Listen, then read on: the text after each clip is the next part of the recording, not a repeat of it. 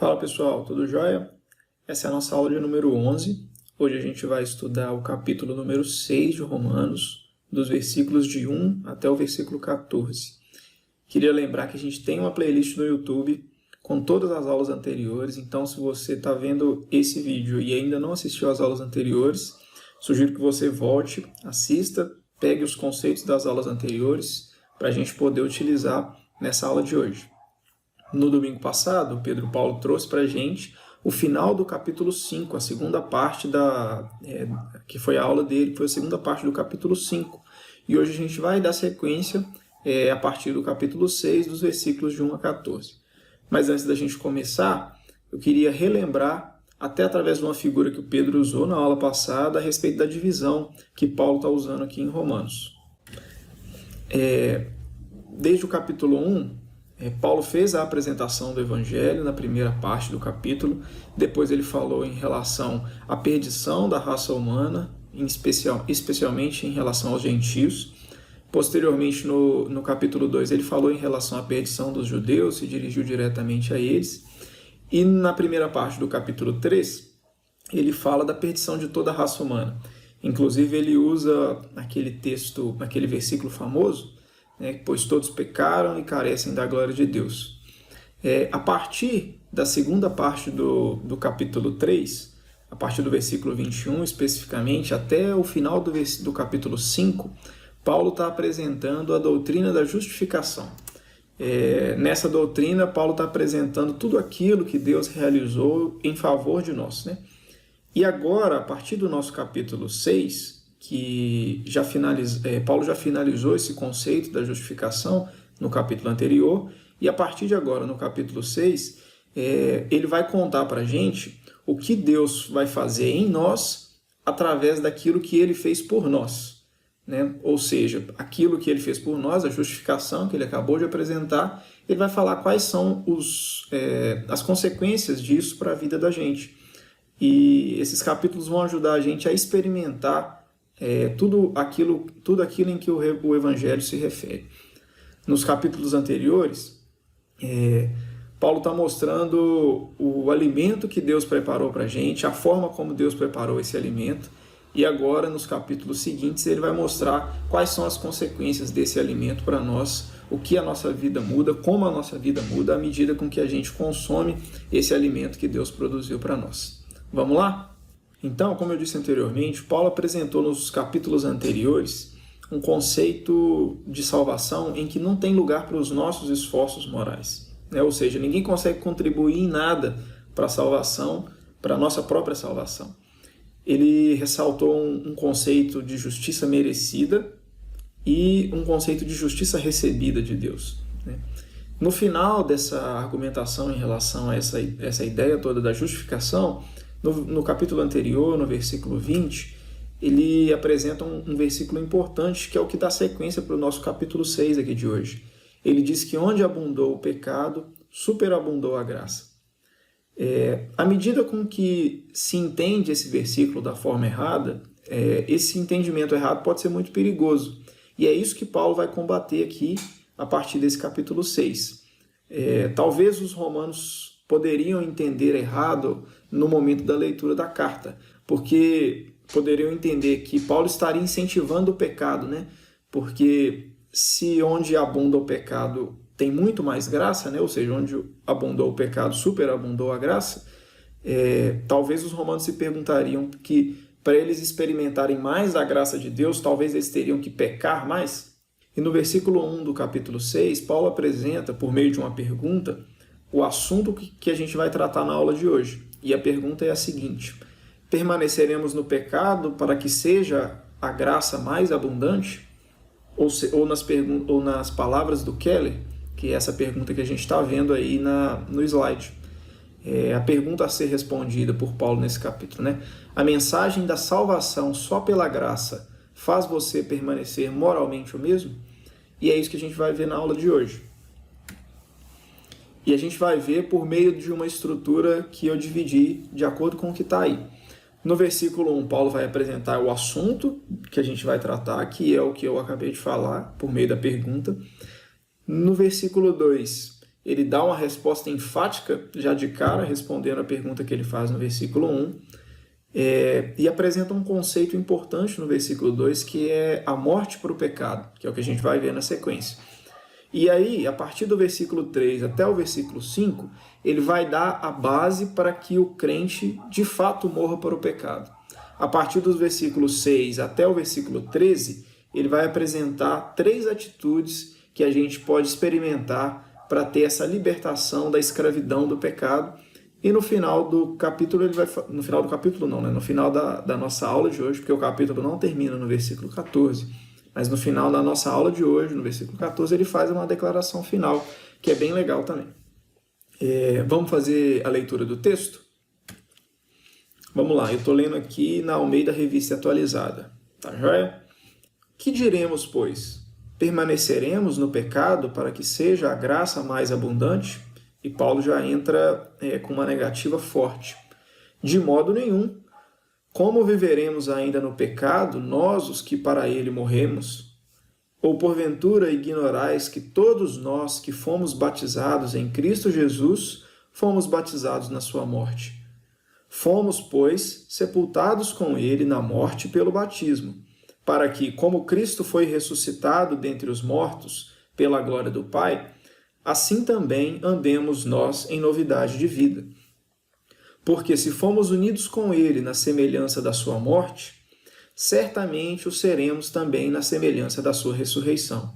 Sabendo isto, que foi crucificado com ele o nosso velho homem, para que o corpo do pecado seja destruído, e não sirvamos o pecado como escravos. Porquanto quem morreu está justificado do pecado. Ora, se já morremos com Cristo, cremos que também com ele viveremos, sabedores de que, havendo Cristo ressuscitado dentre os mortos, já não morre. A morte já não tem domínio sobre ele. Pois, quanto a ter morrido, de uma vez para sempre morreu para o pecado, mas quanto a viver, vive para Deus. Assim também vós considerai-vos mortos para o pecado, mas vivos para Deus em Cristo Jesus. Não reine, portanto, o pecado em vosso corpo mortal, de maneira que obedeçais às suas paixões. Nem ofereçais cada um os membros de seu corpo ao pecado, como instrumentos de iniquidade. Mas oferecei-vos a Deus como ressurretos dentre os mortos, e os vossos membros a Deus como instrumentos de justiça.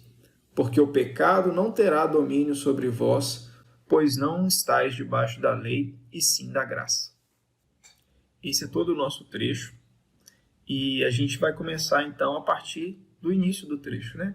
Do versículo 1, como eu já disse aqui anteriormente, onde Paulo apresenta o assunto e em sequência já responde a pergunta que ele faz no versículo 1 através de uma negativa muito forte. É um termo muito forte utilizado no original. E na sequência dessa resposta, ele apresenta um termo muito importante, que o Keller sugere que a gente entenda esse termo antes de dar sequência no estudo, que é a ideia de que nós morremos para o pecado, que ele fala no final do versículo 2, na parte B do versículo 2, né? Como viveremos ainda no pecado, nós, os que para ele morremos? E aí a gente vai dar uma olhada aqui em relação ao que Paulo quer dizer o que Paulo quer dizer com isso, né? O Keller sugere que para que a gente entenda o que Paulo quer dizer, a gente veja primeiro o que ele não quer dizer. E aí, na sequência, a gente vai desenvolvendo a ideia para compreender qual que é o objetivo aqui do escritor. Então, ele lista algumas coisas que significa aquilo que Paulo não quer dizer com o termo morrer para o pecado. A primeira delas é que morrer para o pecado não significa que a gente não quer pecar mais.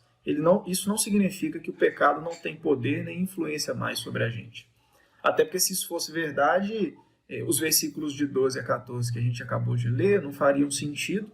E, além de tudo, o próprio Paulo fala na sequência, no capítulo 7, no próximo capítulo, que o cristão sente desejos pecaminosos. Então é uma coisa meio incompatível, né? A segunda coisa é que Paulo não quer dizer que a gente não deve pecar mais, ou que o pecado é inadequado para o cristão. Isso é verdade em certo aspecto, mas não é a verdade completa, não é a verdade toda. E não é exatamente isso que Paulo está querendo dizer aqui. Paulo também não quer dizer que de pouco a pouco a gente está se afastando do pecado ou que o pecado está sendo enfraquecido dentro da gente. Nessa argumentação, a gente viu na aula passada o Pedro falar a respeito do tempo verbal utilizado num verbo que ele apresentou na aula passada, e aqui é a mesma coisa. Esse tempo verbal utilizado aqui, no grego, ele apresenta uma ação única no passado que aconteceu de uma vez por todas. Não é uma coisa que está em progressão. É aquele termo, é o tempo verbal aoristo. Uma coisa que o Pedro também já apresentou na aula passada. E para a gente compreender melhor o que Paulo quer dizer aqui, eu queria convidar você para a gente relembrar uns conceitos a respeito da doutrina da salvação. Que a gente vê e enxergar o que Paulo está falando aqui à luz desses 3 tempos da salvação. A gente viu do capítulo 3, a partir do verso 21, até o final do capítulo 5, a justificação. Né? Paulo apresentou para a gente aquele ato exclusivo de Deus que nos livrou da culpa do pecado. Essa é a primeira etapa da nossa salvação. É uma coisa que aconteceu no passado, onde a gente foi livre da culpa do pecado.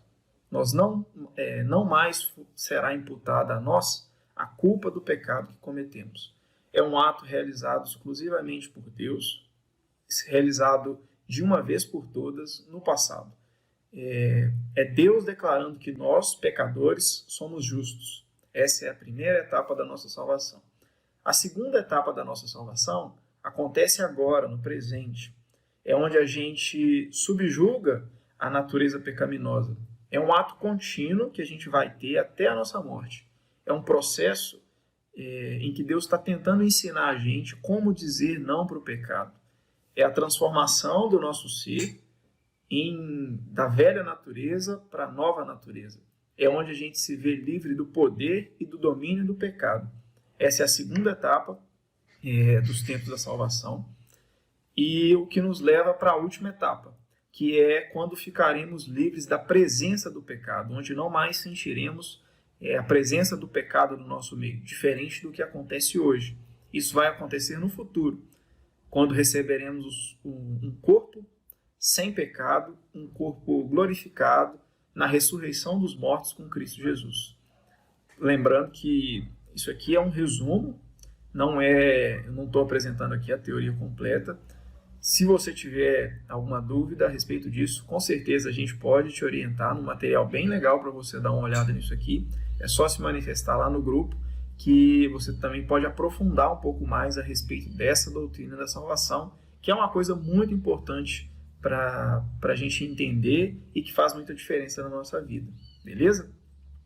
Mas em relação a esses tempos da salvação, eu te convidei para a gente dar uma olhada nisso aqui, para que a gente veja o que Paulo está querendo dizer com a morte para o pecado. A morte para o pecado, com o que Paulo está falando aqui, ele está dizendo a respeito a esse segundo item, essa segunda etapa da salvação, do nosso processo de salvação. Ele está falando em relação à santificação, onde ele está ensinando que nós deveremos morrer para o pecado e ficar livres do poder e do domínio dele. Ou seja, o pecado ainda está presente conosco aqui. Nós não alcançamos essa terceira etapa da glorificação, onde o pecado não mais estará presente com a gente. O pecado está presente com a gente, porém ele não pode mais impor as regras na nossa vida. Nós fomos libertos do poder e do domínio do pecado. No início do livro, lá nos versos 18 a 32, Paulo disse que Deus nos entregou aos nossos desejos pecaminosos, né, onde ele fala da perdição de toda a raça humana. Antes, esses desejos pecaminosos, eles governavam a nossa vida, eles ditavam tudo aquilo que a gente devia fazer. A gente não conseguia resistir, muito menos enxergar esses desejos como pecaminosos. Agora é completamente diferente. Agora a gente tem a capacidade de enxergar tudo isso como pecado e se rebelar contra isso tudo, se ver livre do poder do pecado, né? Agora a gente é chamado a mortificar o pecado dentro de nós a cada dia. É isso que Paulo está querendo dizer com sermos mortos para o pecado. Ele está fazendo referência ao processo de santificação. Para a gente enxergar um pouco melhor isso, eu queria que a gente lesse esse trecho dos versos de 1 a 3 na mensagem, na versão A Mensagem do Eugênio Peterson. Ele diz o seguinte, é o mesmo trecho, de 1 a 3. O que faremos então? Continuar pecando para que Deus continue perdoando? É claro que não. Se já deixamos o país onde o pecado é soberano, como poderemos ainda viver na velha casa que tínhamos lá? Ou vocês não perceberam que abandonamos aquilo tudo para sempre? É o que acontece no batismo. Ao entrar na água, deixamos para trás o velho país do pecado. Quando saímos da água, entramos no novo país, o da graça, uma nova vida numa nova terra. E é isso que Paulo quer dizer quando ele fala que nós morremos para o pecado. E agora, a gente dando sequência no texto, a partir do verso 3 até o verso 5, Paulo vai falar para a gente como e quando nós morremos para o pecado. Paulo aqui vai chamar o significado do batismo, o unir-se a Cristo, como explicação, como continuação da sua explicação. Queria que a gente lesse agora, ainda na versão da mensagem, os versos de 3 a 5. Diz o seguinte: é isso que o batismo nessa vida significa. Quando somos mergulhados na água, é como o sepultamento de Jesus. Quando somos levantados da água, é como a ressurreição de Jesus. Erguemo-nos para um mundo cheio da luz do nosso Pai, e assim podemos ver por onde estamos indo, no novo país da graça soberana. O que Paulo está dizendo aqui é que quando Cristo morreu, ele fez isso como nosso representante. Da mesma forma como Pedro apresentou na aula passada, aquele conceito do representante federal, né? Nós, da mesma forma, pecamos em Adão e da mesma forma morremos em Cristo. Quando Cristo morreu para o pecado, nós também morremos para o pecado. Quando ele foi sepultado, também fomos sepultados. Quando Cristo ressuscitou vitorioso sobre a morte e sobre o pecado, nós, unidos a Cristo, também somos vencedores por meio daquilo que ele realizou. E essa é a ideia que Paulo está apresentando aqui. E essa união com Cristo, ela traz uma consequência obrigatória, que é o que o texto diz, para que assim também andemos em novidade de vida, né, conforme a versão da Almeida Revista Atualizada. Isso significa uma vida distinta daquela vida antiga. É uma vida onde o pecado realmente foi morto em nós. Entretanto, a gente pode falar aqui também que esse processo todo de morte do pecado e da santificação, isso não é uma coisa mágica, né? Isso não é uma coisa que acontece do dia para a noite. Não é um processo rápido. É um processo onde a gente vai aprendendo por meio de atitudes isoladas no início, em que essas atitudes isoladas se tornam um hábito e a partir desses hábitos, e esses hábitos corretos se tornam a nossa maneira de viver. Isso se torna inconsciente. A gente acaba fazendo tudo isso de forma inconsciente, né? É uma luta que deve ser travada todos os dias. E para que isso aconteça de fato na prática, Paulo vai apresentar na sequência do texto, a partir do verso 6, 3 verbos que a gente vai olhar para eles de forma diferente agora. São 3 atitudes que a gente vai ter para experimentar na prática isso que Paulo chama de andar em novidade de vida. São 3 atitudes que a gente tem que tomar com insistência, diariamente, por meio dessa nossa aproximação com Cristo, nessa nossa caminhada da santificação, que são as atitudes que a gente vai ver a seguir.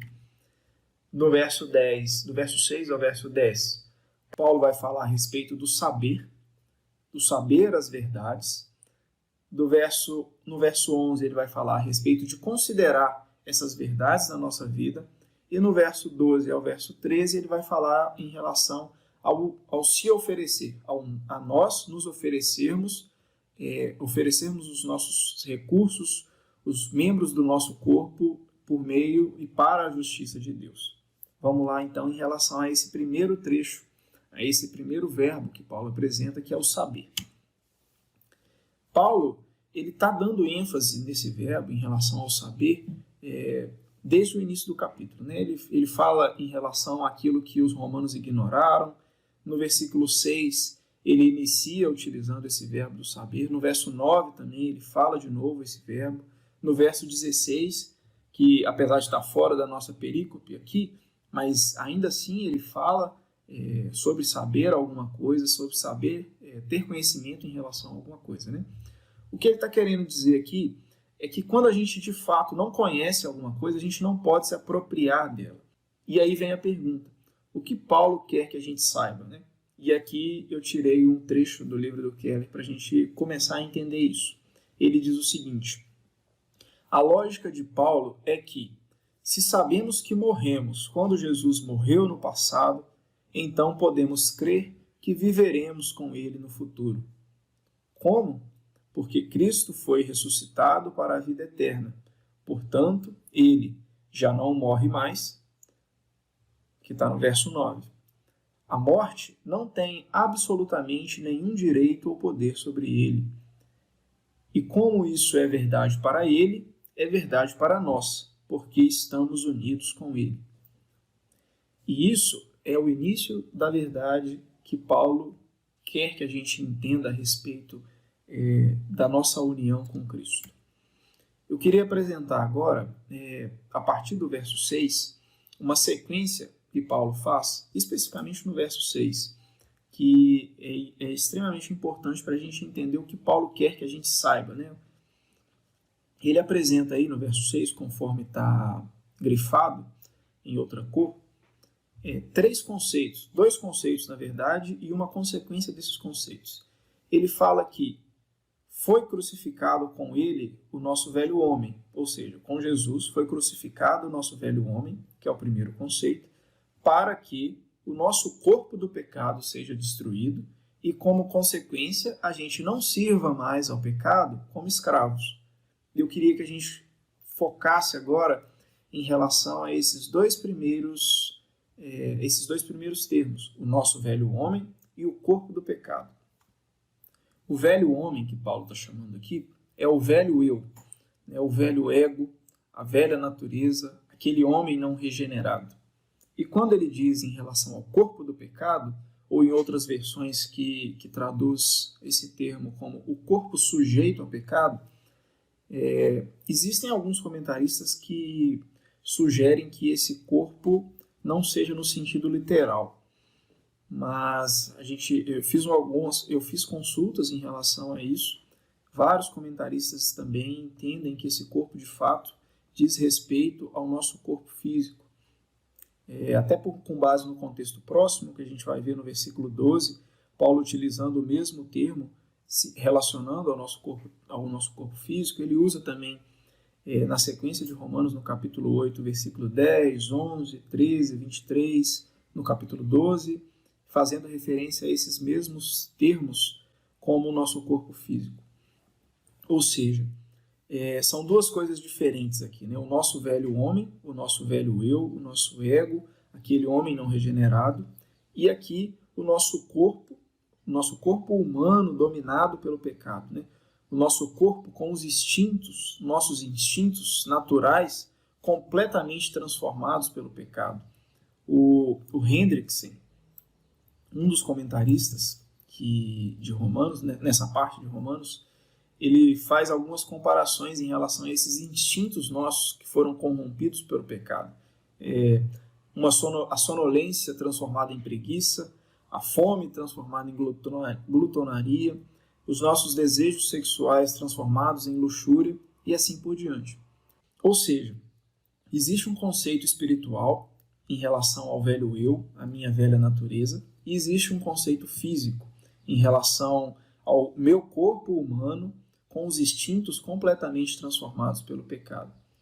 E Paulo diz que esse velho eu, esse velho espírito, foi crucificado com Jesus na cruz para que esse corpo humano transformado, com os instintos transformados pelo pecado, fosse destruído, para que, com o objetivo disso, nós não sirvamos ao pecado como escravos. Essa é a lógica que Paulo está apresentando aqui no capítulo 6, no verso 6 do capítulo 6.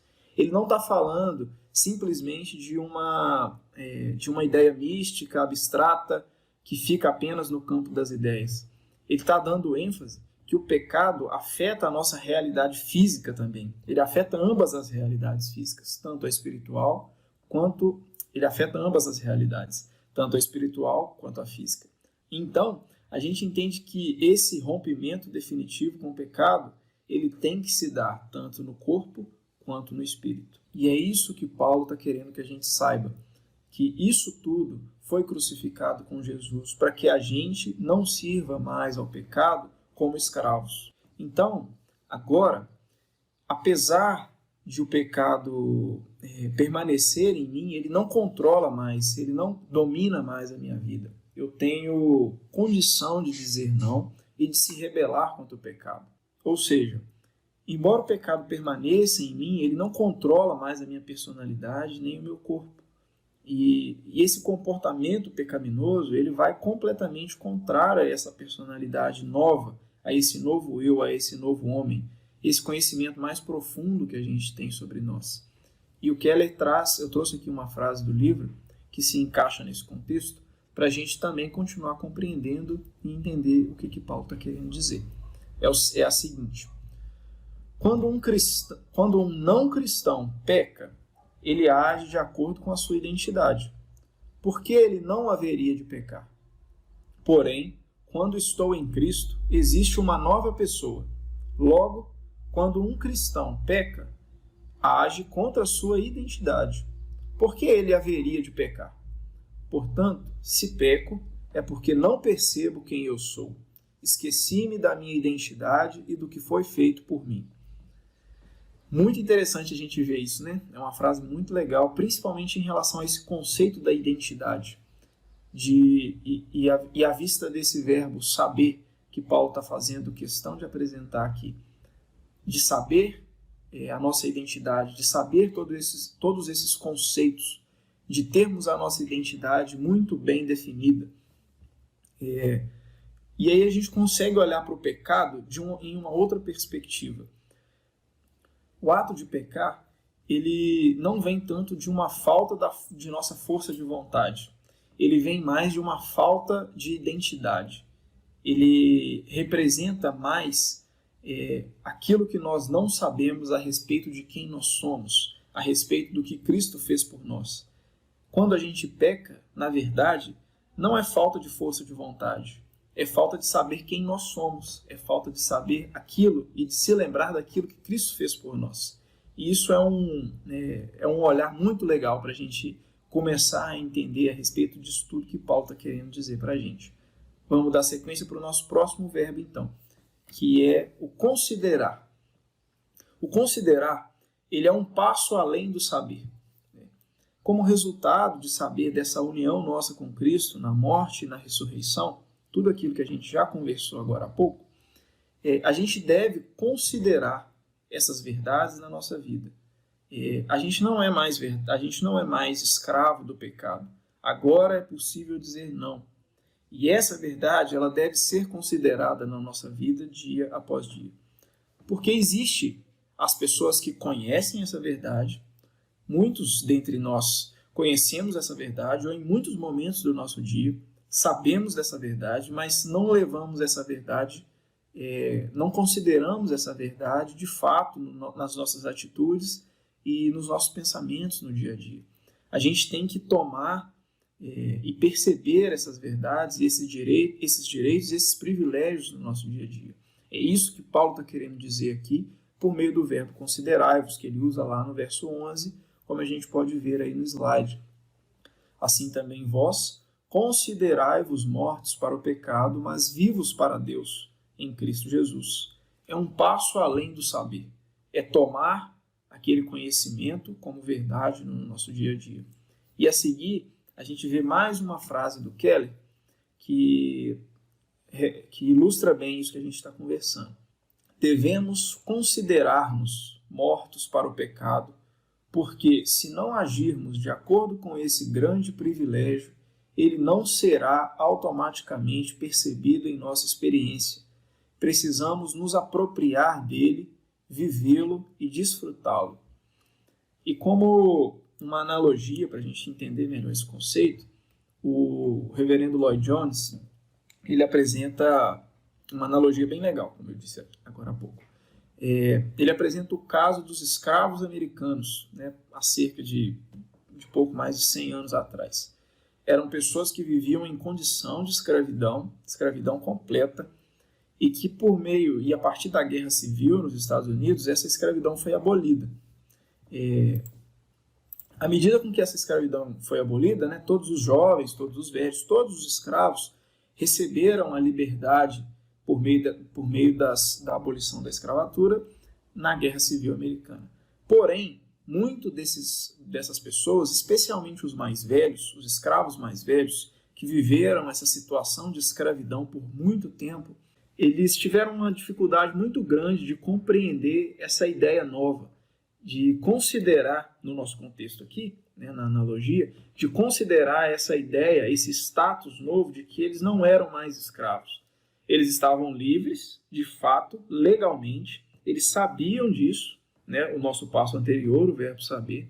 Eles sabiam o que tinha acontecido, sabiam que não eram mais escravos, mas não conseguiam considerar isso para a vida deles. Ao ver os seus senhores, eles sentiam medo, eles tremiam, voltavam a se perguntar se seriam vendidos, se não seriam vendidos. Ou seja, né, a gente, da mesma forma, como, dentro dessa analogia, a gente pode estar sendo um escravo na prática, mesmo que a gente não o seja no sentido legal. A gente pode saber das verdades que Cristo apresentou para a gente e aquilo que ele fez e aquilo que nós somos, mas na prática a gente ainda é escravo do pecado. Ou seja, quando eu peco, e é uma coisa que de fato acontece, porque hoje ainda não estamos livres da presença do pecado, como a gente viu no plano de salvação, né, nas etapas da salvação, é porque eu não consigo considerar e não consigo perceber quem eu sou. Eu não consigo ter uma identidade muito bem estabelecida em Cristo. E esse é o problema e esse é o cerne do pecado. E o convite que Paulo está fazendo aqui é para que a gente se reconheça, que a gente tome posse dessa verdade e entenda essa verdade para que ela faça diferença na nossa vida. Não apenas intelectualmente, uma coisa que a gente sabe, mas algo que gera, algo que Paulo falou aqui no nosso texto, que é o andar em novidade de vida, que é o objetivo final nesse processo de santificação que está sendo apresentado. Por fim, Paulo, dos versos 12 ao verso 14, ele vai dizer que o pecado é um rei que quer reinar sobre o nosso corpo e sobre toda a nossa existência humana. Ele quer utilizar todas as nossas faculdades, os nossos membros e os nossos recursos para a iniquidade, com o fim da iniquidade, seguindo um processo de contaminação de toda a raça humana.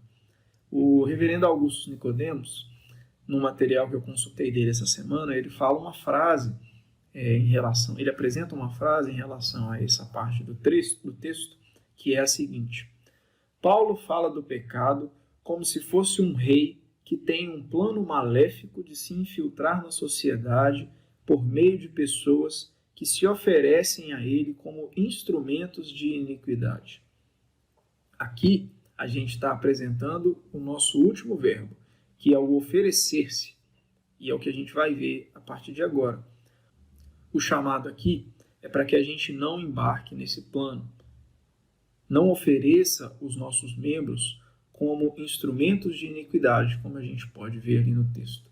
E de forma contrária a essa frase do Nicodemos que eu falei agora, que a gente faça uma intervenção com o verdadeiro rei que tem um plano benéfico de se infiltrar na sociedade por meio de pessoas que se ofereçam a ele, Jesus, como instrumentos de justiça. E a pergunta que fica aqui é como a gente tem usado os nossos membros, e membros, não só os membros do nosso corpo, mas numa ideia mais geral, num sentido mais global. Nossos recursos, os nossos dons, o nosso dinheiro, o nosso tempo, as nossas capacidades. como a gente tem utilizado isso tudo como instrumentos de justiça.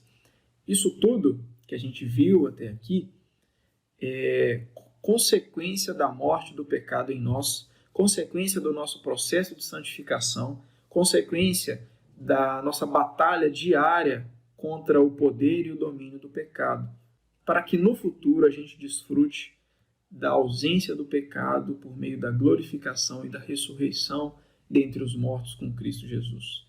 O convite é para que a gente ande em novidade de vida. Essa é a ideia do texto. De forma alguma, como Paulo diz no capítulo 2, no versículo 2, de forma alguma um cristão andará em pecado simplesmente porque a graça superabunda onde existe pecado.